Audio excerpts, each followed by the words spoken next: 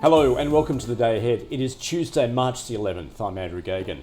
Well, the local market is set to open sharply lower today, mirroring falls on global markets. ASX Futures off almost 0.9%.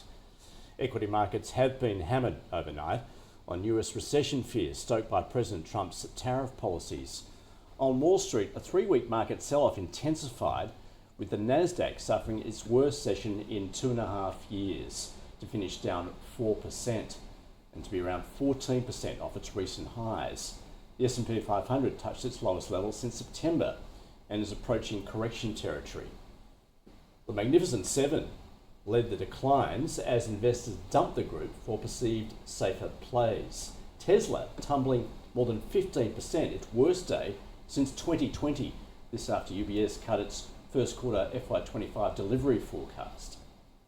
While Alphabet, Meta, they also fell heavily, along with Nvidia, which lost 5%, and Palantir, another stock liked by retail traders, was down more than 10%. Elsewhere, shares of copper miners, including US-listed shares of BHP and Rio, have also fallen, tracking prices of the red metal lower. And in a sign of growing investor unease and fear gripping the market, the SIBO Volatility Index hit its highest level since late December. Well, fear in markets is being driven by a disorderly implementation of Trump's trade tariffs, along with federal government cost cutting and layoffs, with concerns that consumer confidence in the US will be eroded further, which could curb economic growth. The tumbling stocks have boosted demand for safe haven US government debt.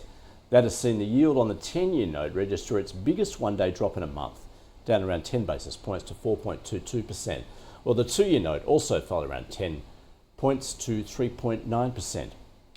And the US dollar weakened against the yen as investors sought a safe haven.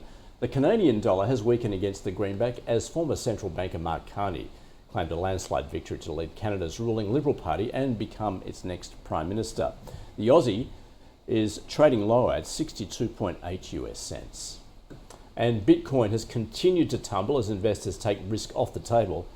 It's down below 80,000 US dollars.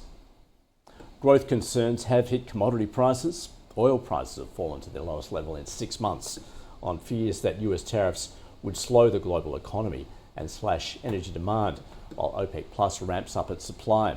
Brent crude oil futures down 1.5% at $69 a barrel. Copper fell close to 1.5%. Iron ore down 0.5% to 102 US dollars a tonne.